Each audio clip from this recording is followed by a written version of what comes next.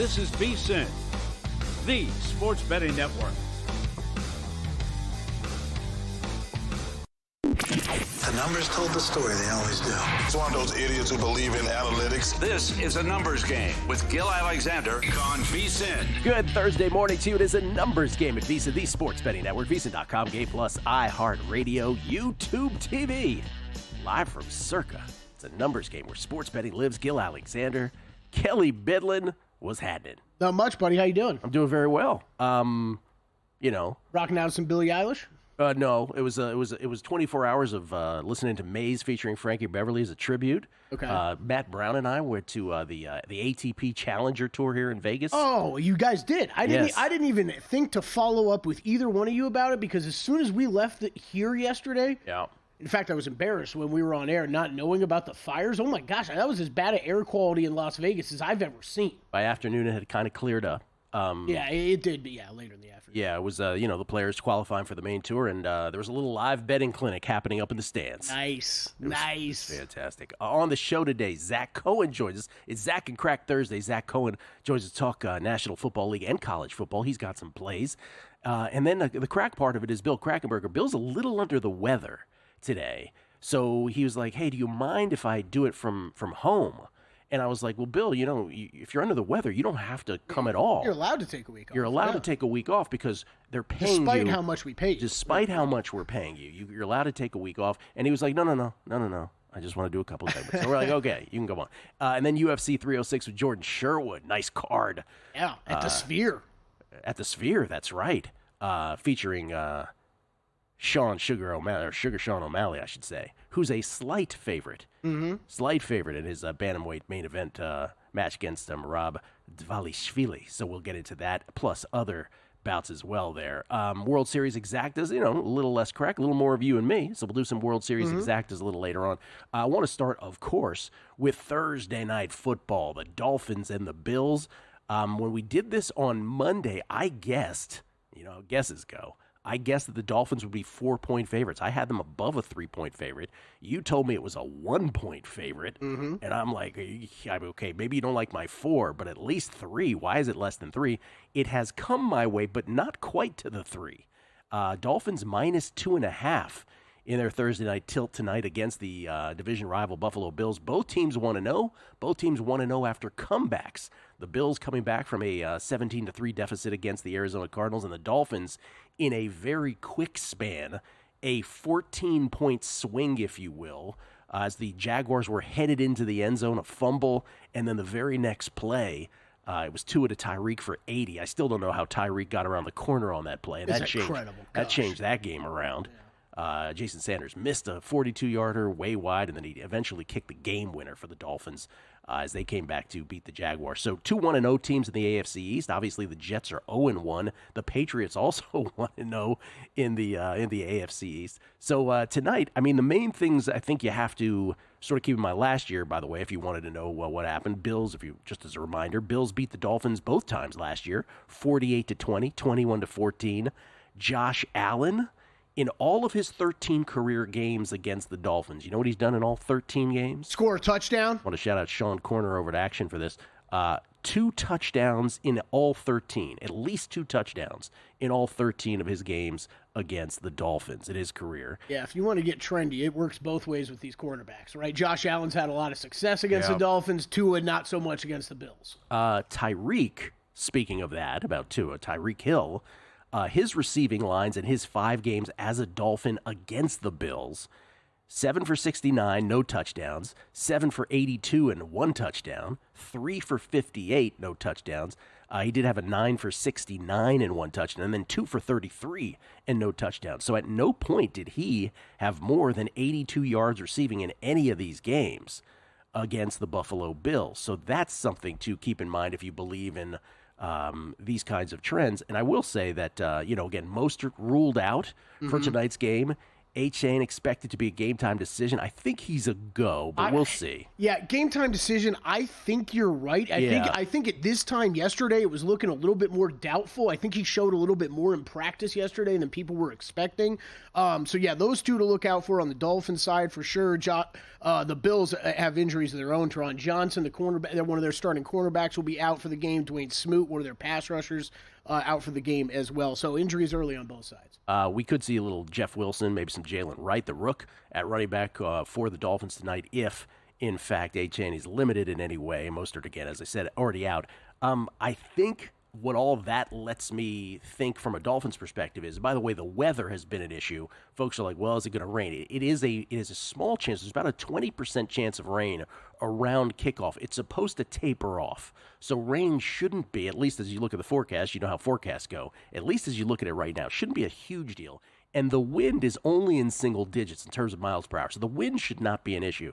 So I put all of that in the wash. Pardon me. Normal South Florida day. You're telling me it might rain late afternoon, early evening in South Florida? No way. That's exactly right. And so I do think, probably if you're leaning one way or the other on Tua props, the over sounds like it to me. Because if anything, a slick field. This is the other thing I'm hearing. Oh, it's slick field that'll hurt the passing game of the Dolphins and help the running game or Josh Allen on his feet. I don't know, man. When it's slick on the field and you got Tyreek out there and Jalen Waddle, I don't know. The offensive player knows where he's going. The defense doesn't. Yeah, you get hips turning on the cornerbacks, and they can easily be stumbling around. Think about what we saw in Brazil last week with the field conditions. Given the running back picture, I would lean Tua over props. Anyway, I like the Dolphins here tonight. I can't put it in as a Circa Millions play because I want to wait till Saturday to do so for the most perfect information I can have for the rest of the card. But Dolphins lean for me as long as it's under 3, and that's where it is right now. Dolphins minus 2.5. I want to say this. We had Cleve TA on yesterday. And I was already lamenting how many favorites I like this week. And this is awful in any week to only like favorites. But in week 2, he didn't get a chance to say this on the show yesterday, but week 2 is the worst time historically to like favorites because you're basically playing into an overreaction, kind of. At least it feels that way.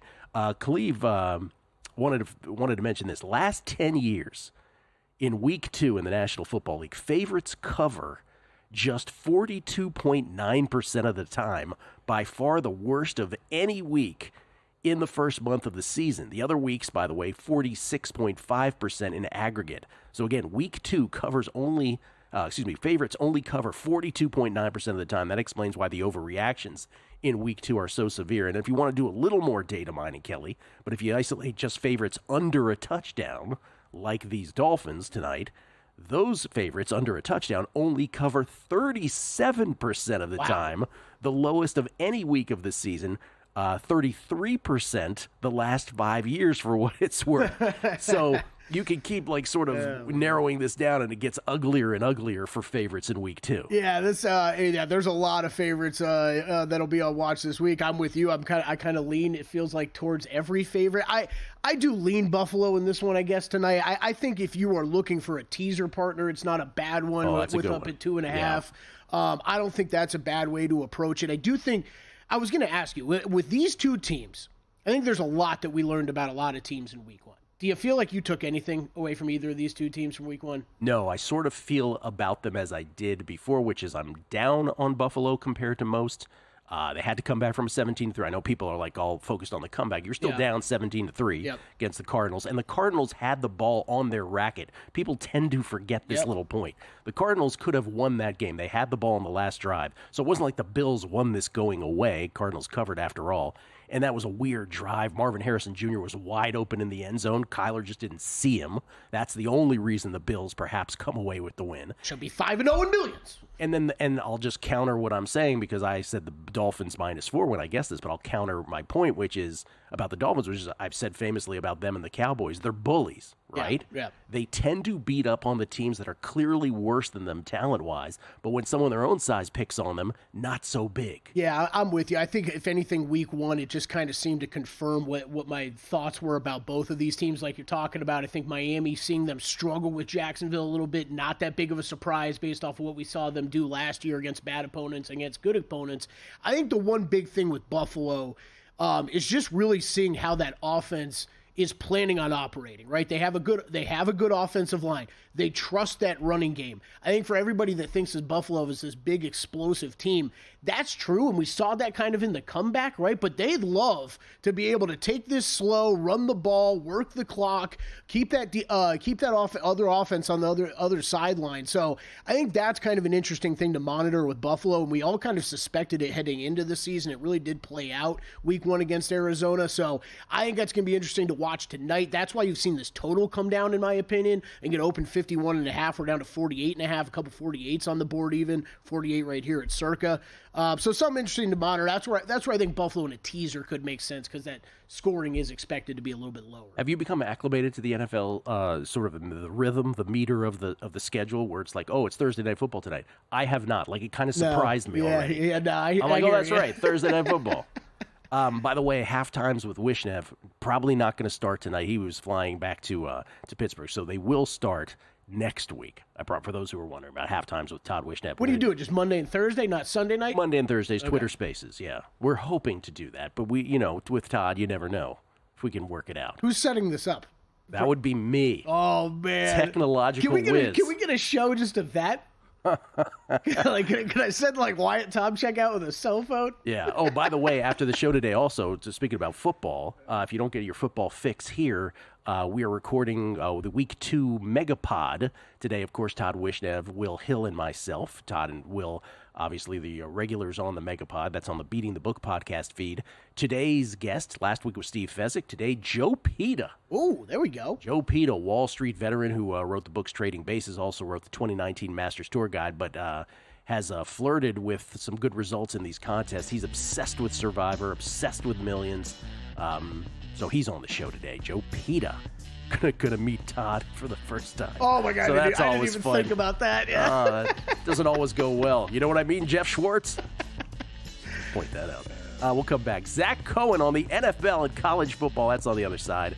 And boy, oh boy, we got to get some of this results in baseball. This one particular result in baseball last night. It's a numbers game at VSiN, the Sports Betting Network. Time. There's nothing more valuable. It's what drives everyone to make the most of every moment. We celebrate living large in the now. In a city where time disappears, we create experiences that electrify the soul and memories that will last forever. We go big, we go all night, and here, everyone is invited. So get loose and get loud. This is Circa. You'll have the time of your life. Thursday on Follow the Money, huge show. Thursday Night Football, Bills, Dolphins. Paul Charchian with props and fantasy. Lou Finicaro on the UFC card. Steve West on soccer. And Brad Powers on the college football schedule. Follow the Money weekdays, 4 to 7 Eastern on VSiN, the Sports Betting Network. Want to see who at VSiN is on a hot streak? Go to VSiN.com/picks to see all the selections and weekly leaderboard of VSiN hosts, writers, and guests. Become a VSiN Pro subscriber and get every pick sent to your inbox daily. Just head to VSiN.com/pro. VSiN is thrilled to introduce a new VSiN.com tailor-made to the evolved needs of today's sports bettors. Our upgraded navigation streamlines your journey, allowing you to swiftly access articles, videos, and podcasts. Whether you're tuning in live or catching up on your favorite shows, everything is just a click away. VSiN.com guarantees a fluid and responsive experience across all devices, ensuring you stay connected wherever you are. We have enhanced tools such as our betting splits and expert picks, and introduce innovative features like parlay and odds calculators, all designed to make you a sharper bettor.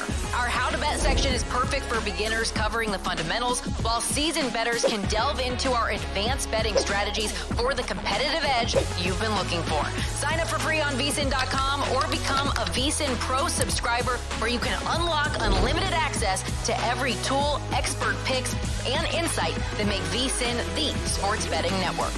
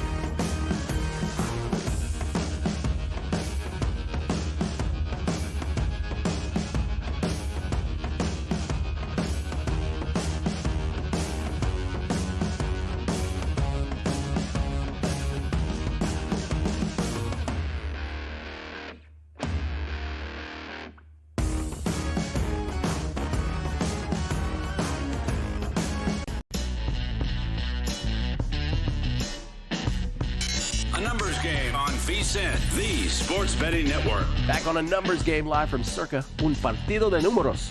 For those listening in Spanish, Gil Alexander, Kelly Bidlin, producer number 9, so much more than a producer on the desk.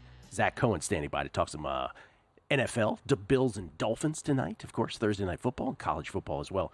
First, I just wanted to mention baseball yesterday. Shohei in the Dodgers 10-8 win over the Cubs, which was a come from ahead then win again kind of game where they were up huge 7-3. The Mets tied them, and then the Dodgers ended up winning it. Shohei Ohtani, 47th homer, 48th stolen base. So 47-48 on the quest for 50-50. I missed the stolen base, so he got that later in the game?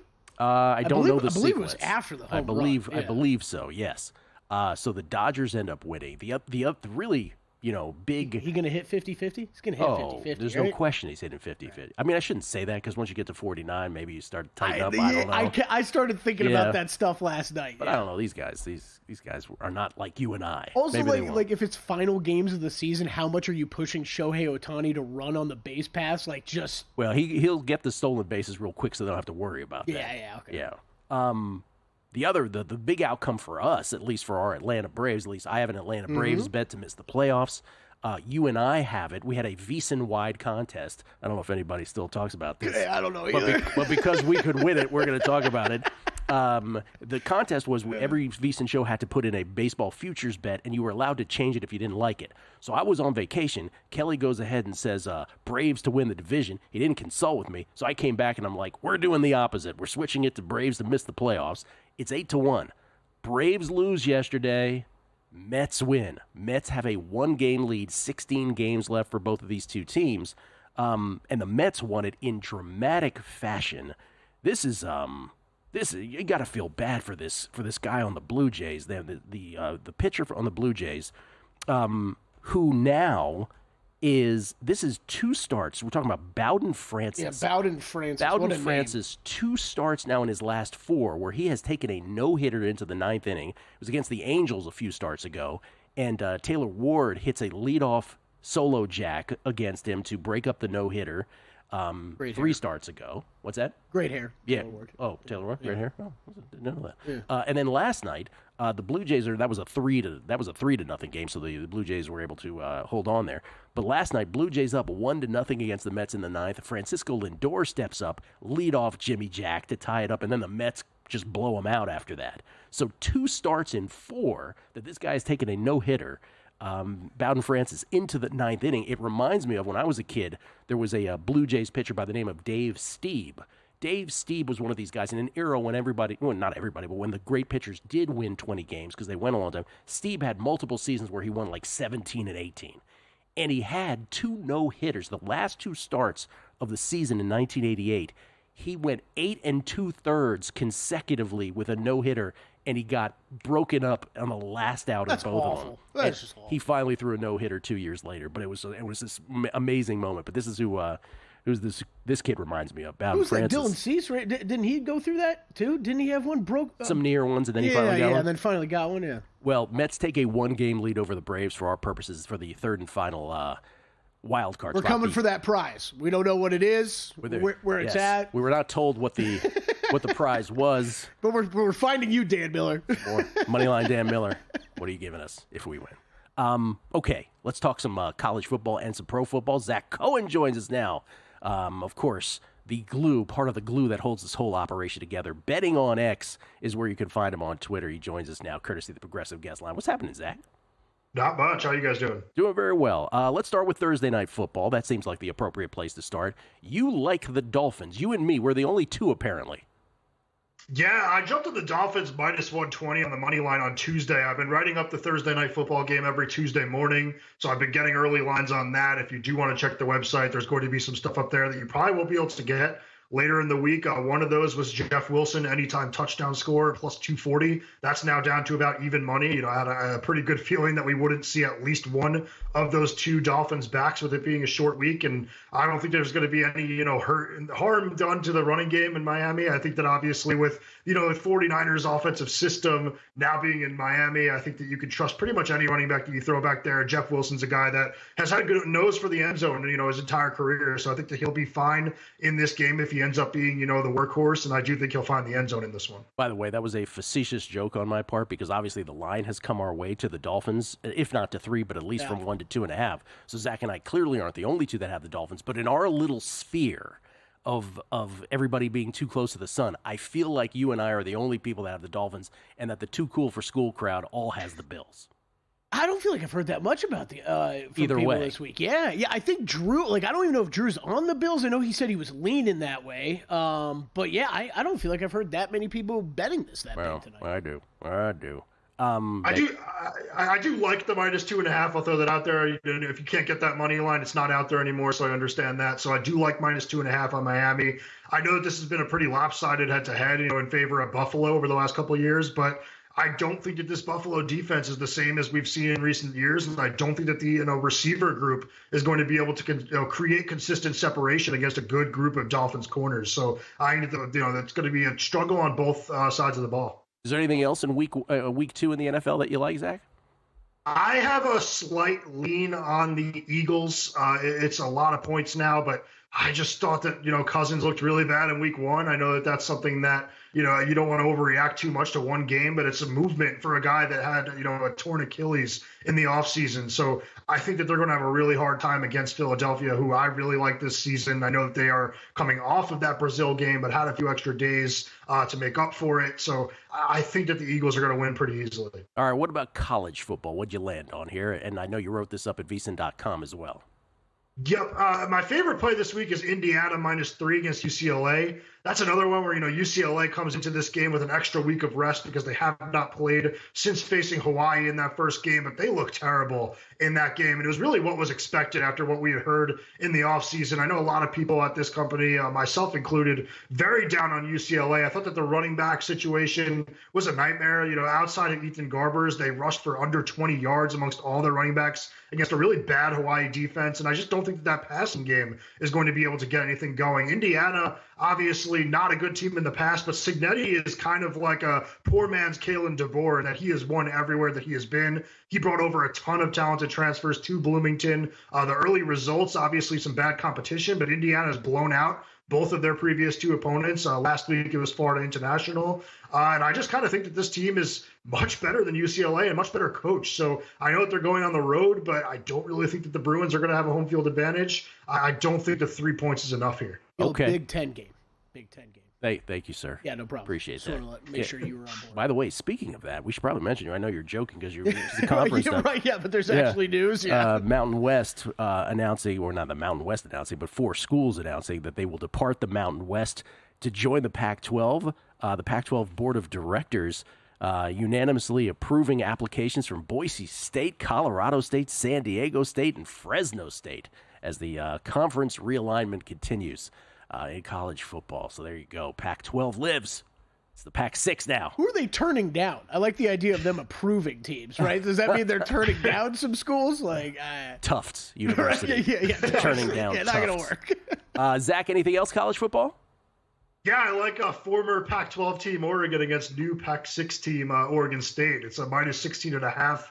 I know that Oregon's looked pretty bad to start this season, but I don't think they look as bad as, the numbers suggest. I think that it's still a team that is, moving up the field rather easily on offense. I know that I had this kind of similar handicap last week with Boise State, but Boise State is a team that a lot of people expect to make the college football playoff. They're more talented than Oregon State. So I do think that the Ducks are going to win this game pretty easily. They've been really good as road favorites under Dan Lanning. Also covered when they played against Oregon State last year. That was when Oregon State was coached by Jonathan Smith, who I think is one of the top 10 coaches in all of college football. It was also when Oregon State had a lot of Pac-12 talent that had not yet departed in the transfer portal. So I do think this is going to be a game that Oregon kind of gets back on track. I think that the offense is going to be a little bit too much for Oregon State to keep up with, especially with their lack of a passing game. And I do think that the Oregon defense is going to look a lot better this week. All right, Zach, you jumping back into tennis next week? Is that how this works for you? I've still been on tennis. I have not looked at anything for today, but yeah, I've been betting challengers. I've been betting these smaller tournaments in Guadalajara. I had Olivia Godicki yesterday to cover against. Really? I had her to cover against Collins, and she won outright. But, she won. Beat Danielle freaking Collins as a big dog. I was just mentioning earlier that we were at the ATP Challenger here in Las Vegas, and there is nothing like being on site and having books, having the number, and it is really a race Yeah. to get you where it is. But you can also, it's not only a race, you can also see what's happening in a way when you're watching it live, and you get the head start on them. But they're pretty quick. Like, you have to be super quick. These days, yeah. Yeah, but it was awesome. There was a Lerner Tien match out there, which was a middling fest. And then prior to that, Dennis Kudla was in action. So some players that we recognize from the main tour out here at the Challenger. Zach, thank you. Good luck with all your bets, man. No problem. I was wondering how they're going to handle that heat, even though you and Fezzik can do it. It was more windy than it was hot. Yeah, that was the problem, was the wind. Smoke. All right, Zach, enjoy, man. Thank you. Zach Cohen, everybody. Thanks, Our senior editor at VSiN, at Betting on X, again, is where you can find him, courtesy of the Progressive Guest Line. UFC 306 with Jordan Sherwood. Got to ask him about the Bears, too, next. VSiN's got you covered for the start of the season with our football special. For $175, you'll get access to everything VSiN has to offer. With VSiN Pro, you'll receive daily picks straight to your inbox, detailed analysis on every game, and exclusive data like our betting splits to help you become a sharper bettor. Get all of this for just $175 through the Super Bowl, or try a monthly subscription and get your first 30 days for only $9.99. Don't miss out on this offer. Sign up now at VSiN.com/subscribe. The only thing better than football is the excitement of all the contests.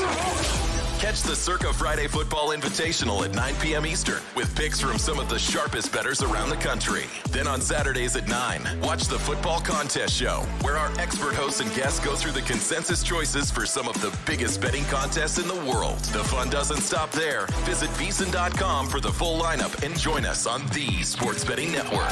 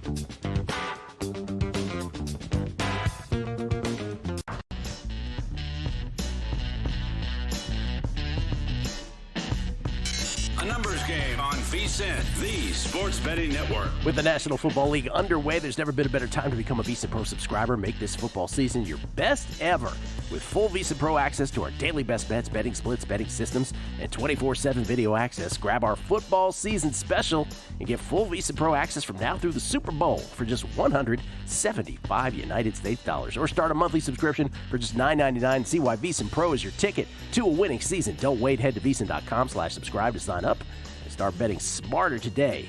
That's VSIN.com/subscribe. He joins us to talk UFC 306, but I got to ask him about his beloved Chicago Bears and what he thinks about them after week one. And Caleb Williams, 93 yards passing. It's Jordan Sherwood, everybody, courtesy of the Progressive Guest Line. Jordan, of course, co-host of the Unnamed MMA podcast at ESPN Chicago, at Wood on ESPN 1000, for those checking him out on Twitter. What's happening, Jordan? Yeah, it wasn't a good performance by Caleb Williams in the offense. And, you know, I was there, Gil, and look, we were riding high as Bears fans, feeling pretty good about ourselves. And then it was the same old story, down 17-0 at the half, not feeling great, but miraculously, the defense, special teams pulled it out. Hoping for some better things. I think, again, we got to look back and say, hey, he's a rookie. He's going to make mistakes. Not going to find guys down the field. But a little bit disappointing. We thought we were going to have an offensive juggernaut on our hands with the Bears, what we saw in preseason. Maybe it'll take to week 2 to get them rolling. I like how Jordan says this with his White Sox apparel on. It's like, oh, yeah, this White sounds Sox great. Apparel, White Sox sign, yeah. How quickly will Bears fans go to, oh, my God, he's terrible? Already next week? They've already done it. There's definitely a few fans that have already been calling in the ESPN Chicago and having those claims because, look, there's high expectations, but you got to take a step back and realize the Bears fans have never had a quarterback ever that had any, like Caleb Williams taking the snap on Sunday, he's automatically in the top 5 of Bears all-time quarterbacks just by taking the one snap.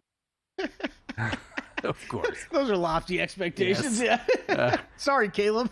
All right, UFC 306, Jordan. UFC saluting Mexican fight heritage, Noche. UFC 306 to be exact. And the main event, Sugar Sean O'Malley against Merab Dvalishvili. With Sugar Sean, he's a minus 140 favorite now as I'm looking across the board. Obviously, a few cents either way. At one time considered maybe the best pound for pound. How do you view this here? Because obviously Dvalishvili is going to try to put him in a straitjacket in this one. Yeah. Well, the first and foremost, I think it's important to look at and see what the opening lines were. Merab Dvalishvili was the favorite, heavy favorite. You know, he was probably around that $1.40 price when the fight was announced. Money poured in on Sean O'Malley. It's the Sugar Show. He's a popular fighter. I expect money to continue to trickle in on Sean O'Malley as we get closer to Saturday night. But I'll say this, it's a difficult matchup for Sean O'Malley to defend his championship. Merab Dvalishvili, he's known as a machine. And look, he sets takedown records when he's inside the octagon, just in constant pursuit and looking for the takedown. And he's going to, have to step through fire. Sean O'Malley is a sniper. He is an outstanding striker. We saw that on display when he became the champion. He knocked out Merab's buddy, his training partner, Aljamain Sterling, to win the championship. And many people believe that that's going to be the same. There's also concern about Merab because he showcased the cut that he suffered a couple of weeks ago in training.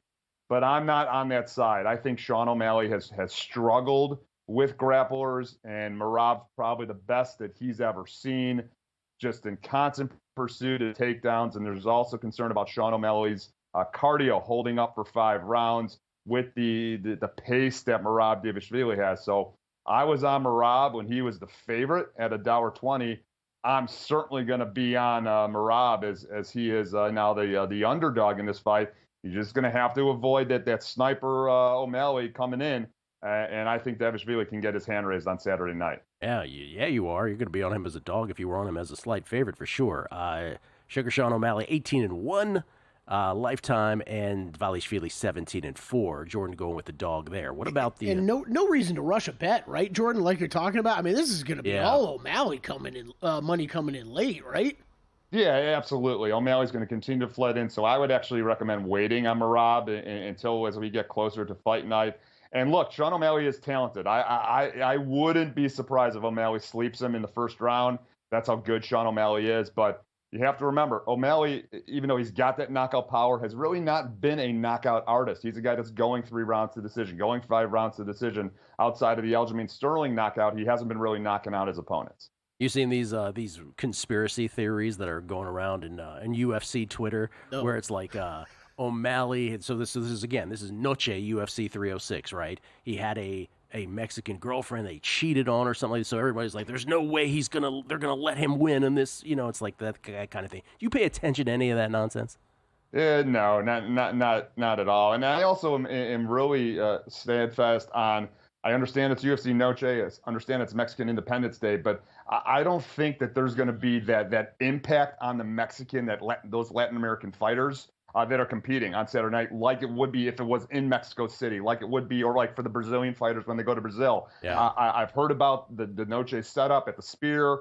It's going to be a different atmosphere. So I'm not of the belief that fighters outside of for pride fighting on UFC Noche are going to be motivated by the crowd, because I think it's going to be a partisan crowd. Okay, let's go to the co-main, women flyweight. Alexa Grasso and Valentina Shevchenko. Grasso is right around the same favorite price as O'Malley is in the main. She's right at -140. We're showing -135, but as I'm looking, right around -140. Shevchenko once, speaking of greatest pound for pound, I know Amanda Nunes existed, but Shevchenko was considered by some to be a great fighter and right in that class in terms of great pound for pound. She's 36 now, though. How do you see this? Yeah, and that's a little bit of a concern, slowing down at 36 years of age, and a lot of familiarity for these two ladies. They've been in the octagon now for 9 rounds against each other. One was a draw. The other one, Valentina Shevchenko, was winning handily, makes a mistake, and Grasso takes advantage and submits her and gets the win. Look, until I see Valentina Shevchenko get dominated and lose and really fall off, I understand she was stopped in that first encounter, but was winning that fight and arguably won the second fight when they drew. So until she gets dominated and loses, I think at plus money, Valentina Shevchenko is someone you also have to take a look at. It's no discredit to Alexa Grasso. She'll be the faster fighter, probably have a little bit of advantage on the feet in that regard. But I still like Valentina Shevchenko, even at her age and rumors about her, kind of thinking about her post-fight career, being the dog until she loses. So I'm dogs are barking on Saturday night in my belief. Marab and also with Valentina Shevchenko. All right, well, let's go to another dog, Brian Ortega. You want to take him as well? Yeah, I just feel like, again, Brian Ortega, the only times that he has lost have been to the dominating champions that we've seen in the featherweight division. I think there's a little bit of a concern because these two guys were supposed to fight 6 weeks ago. Ortega couldn't make the 145-pound limit. He tried to agree to a 155-pound limit, but then was pulled from the fight. But what do we know about Diego Lopez? He has dominated guys that he's supposed to dominate. He looked impressive 6 weeks ago against, taking a fight basically on 3 hours' notice against Dan Ige, who was on his couch, but then chose to take the fight. But how good is Diego Lopez? I don't think we know that because he hasn't fought the upper echelon at 145. My only concern is how healthy is Brian Ortega, and he's already talked about moving up to 155. So actually, this is a fight that I'm going to recommend betting live. I think Diego Lopez could certainly go in there. He's well-rounded, talented enough to get Brian Ortega out of there. But if it goes into the second round, that becomes a little bit of a dicey situation for me. So Brian Ortega has had miraculous comebacks before. He's a great submission artist. So I almost would recommend waiting and then betting this fight live, even if Lopez is winning that first round and grabbing Ortega as a bigger dog. Okay, I like that. So Dvalishvili as a dog, Shevchenko as a dog, Ortega as a dog, but also a live betting recommendation on Brian Ortega against Diego Lopez. You are not averse to leaning to the favorite side. We don't often go to the early prelims, but Raul Rosas Jr. is a massive, and I'm talking about a prohibitive, minus 850 favorite over Kileng Aori. You have a creative way to bet this, though. Yeah, I mean, look, you're not going to lay $8 on this. Even throw him into a parlay, forget it. But the UFC, there's a reason why this guy's opening up the card. He's 19 years of age. He's already hinted that he wants to retire by 25. The UFC expects this guy to go out and get this fight card started off in a spectacular fashion and win this fight and win it pretty decisively and handily. So I think Raul Rosas to win inside the distance and likely submit Kileng is the route to take. Rosas is not going to want to mess around on the feet, but he has the advantage utilizing the grappling, utilizing the takedowns, and getting this fight to the ground. So you jump that price down from $8 to $1.50 for him to win by sub. I think that's where you find the value in Rosas Jr., who will be motivated fighting to open up the card at the Spear on UFC Noche. All right, Valishvili, Shevchenko, Ortega, and then Rosas Jr. At minus 150 on the prop bet. All right, listen, the White Sox are 33-114. They just got to win 8 more to break the all-time futility record, and I'm sure nothing will go wrong with the Bears and Caleb Williams, Jordan. It should all be okay for you. Yeah, it's going to be celebrating for sure. I think there were less fans at the game yesterday than wins, so there were 32 fans at the game. Oh man, for the White Sox. I believe it too. I'm sure they announced far more than that though. Thank you, Jordan. Appreciate it. All right, fellas. Thank you. Jordan Sherwood, everybody. Once again, courtesy of the Progressive Guest Line. And check out Jordan, if you would, please, on the Twitter machine. Of course, at Wood on ESPN 1000. NFL Power Rankings on the other side. In the heart of downtown Las Vegas, a sports oasis awaits. Stadium Swim, the ultimate outdoor amphitheater, built for the ultimate sports fan, with a colossal screen that brings the game closer than ever. Reserve a daybed, private cabana, or lounge in the center of it all. 6 pools to dive into as the game heats up. And the best part, there's never an off-season. Open 365 days a year. Stadium Swim, it's always spectator season. Looking for the ultimate sports betting podcasts? VSiN has got you covered. With a wide range of podcasts covering every major sport, we're here to help you make smarter bets every season. The Baseball Betting Show with Greg Peterson gives you daily insights into finding value on each day's MLB card. And check out Long Shots, where we deep dive into the world of golf betting, providing you with expert insights to help you bet every tournament. Find all of these podcasts and more at VSiN.com/podcasts or your favorite podcast platform.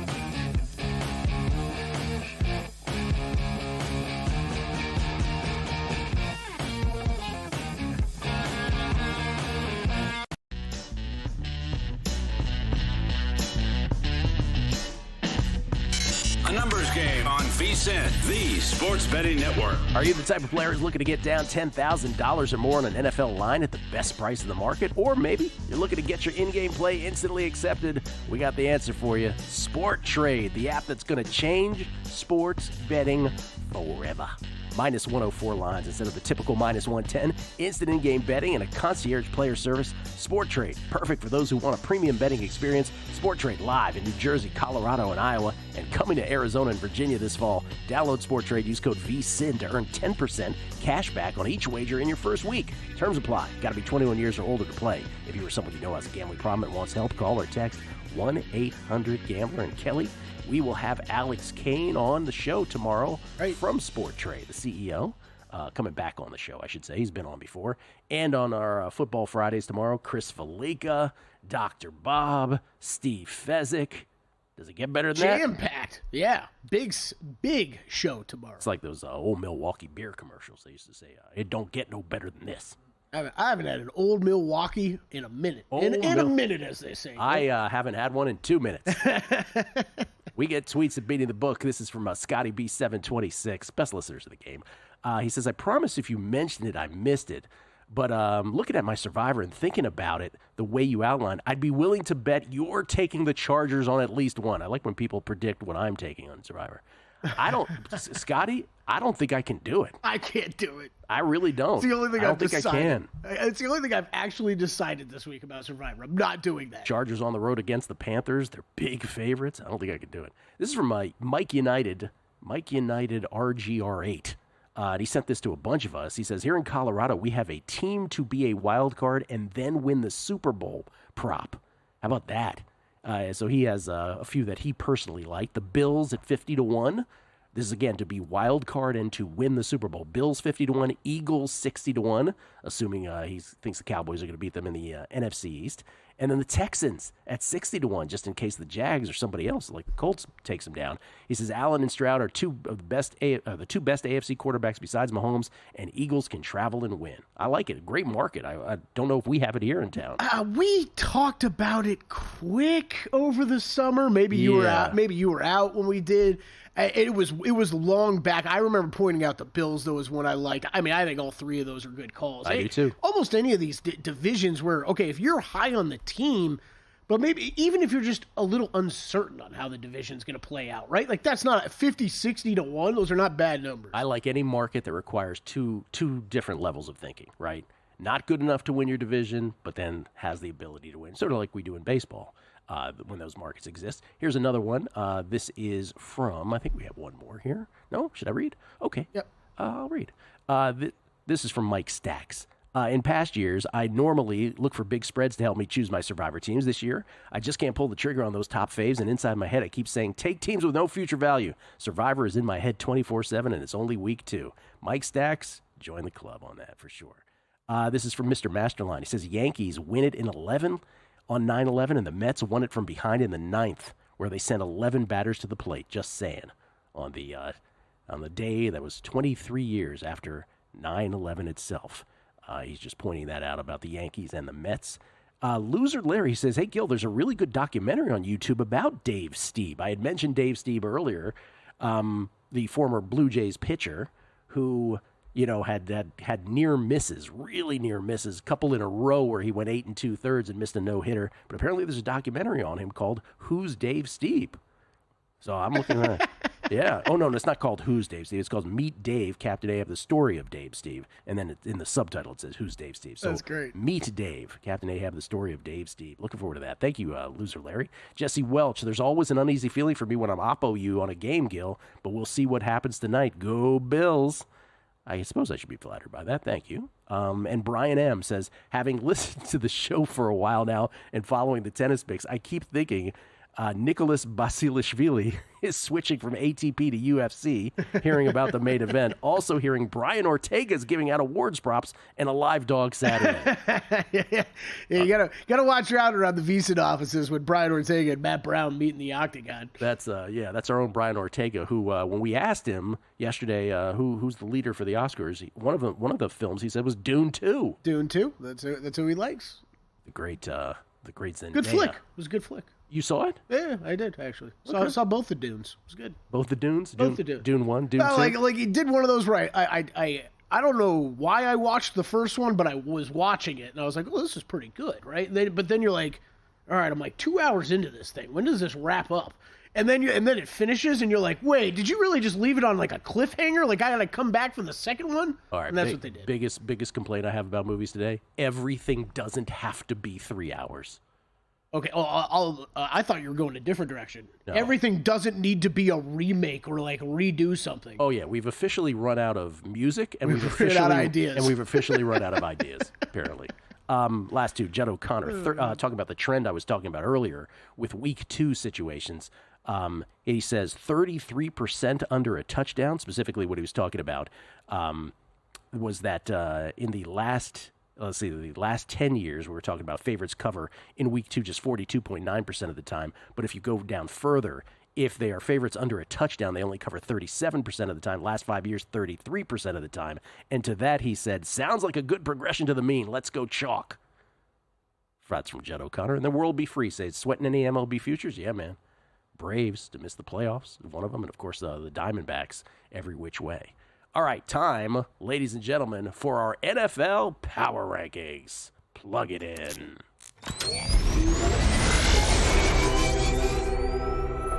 We spare no expense. That's right. Spare no expense with our graphics. All right, here they are after week 1. And again, if you're asking, hey, what's with the Power Rankings? Why you got to do this? Again, it's guardrails. It's just to keep us honest that we don't overreact from one week to the next. So in other words, I don't want to like go crazy and drop somebody I had at number 3 out to number 15 and then all of a sudden think to myself, oh, they stink. It's a good way to say, okay, yeah, I should probably only drop them down this much because they're still good and that'll fight against recency bias. So here are my NFL Power Rankings after week 1. Niners are number 1. They were number 1 most of my year last year too. 2, the Chiefs. I don't know if you know this, but they have a quarterback by the name of Patrick Mahomes. Are you familiar with that? Yeah, yes. You know what I realized, though? We never actually did full preseason Power Rankings. We did AFC and NFC, That's and right. we did the quarterbacks. We never did the full NFL. We never put them together. It actually was kind of interesting to see how ours collided together with the AFC, NFC. I got the Ravens number 3. No shame in losing to the Chiefs. Ravens, I'm still very high on. That feels to me like I'm on an island with that, too, in our little too close to the sun sphere that we existed. Everybody's down on the Ravens. I'm not. I don't think they're as good as they are last year. All right. Cowboys are 4. I know. I hate them from birth. But they're 4. I was shocked by this. I think that's the only one on your list I'm a little surprised by. Just it's Gil Alexander having the Cowboys this year. I'm a very objective guy when it comes to this. And Lions fans, I don't hate you anymore. You're number 5. How about that? Eagles are 6. Rams, even in defeat, are 7, but they're banged up. Now, here are the ones that people will be like, how could you put the Bengals 8 and the Jets 9? Well, they lost one game. Yeah. The Bengals are 8 and the Jets are 9 until further notice. And then I do have the Seahawks at 10. Okay, I like it. All right, what do you got? I was trying to figure out who do I have in that you don't. A couple teams. Oh, Texans you don't have on yours. I don't have the Texans in there. Okay. Yeah. All right, mine. I got Chiefs 1. I think they are 1 for me until I don't know what happens. They might be 1 the whole season. Even if they lose like 4 games in a row, Gil, they might still be number 1 for me because after what we saw last year, like this Chiefs team, like okay, we doubted them all last year, and they just went and won a Super Bowl. So as long as they're in the playoff picture, they might be number 1 for me. 49ers, we had this conversation when we did the NFC. I thought 49ers, Eagles, Lions were all very close together. I think one of the big takeaways I had from week 1 is that yes, 49ers made a statement, at least to me, that they are still the clear-cut number 1 team in the NFC and the team to beat. So I went Niners, and then Eagles, Lions. I went all 3 of those NFC teams right in a row. I do think they are a cut above kind of the next crop of teams, which I think goes back to the AFC, where you have a logjam of teams. I've got Ravens there 5. I think I'm real close, though, to saying in a couple weeks that the Texans are the second best team in the AFC. I think we're getting to that point. It's not as much of a knock on the Ravens. I do think they've taken a step back. I think that offensive line does have some issues. But, man, I think C.J. Stroud and this Texans team, I don't think we're expecting any setbacks year 2, and I think we're going to see a special team down there in Houston this year. So I have them 6. agree with what you said about Jets and Bengals, right? It's one loss. Let's not overreact. We talked about it all offseason. This Jets team, hey, if we think this offense, you can just get mediocre, average quarterback play out of Aaron Rodgers, they should be right there with how good of pieces they have on the defensive side. I don't think anything's changed with that. So I've got them number 7. I got Superman, Josh Allen and the Bills number 8.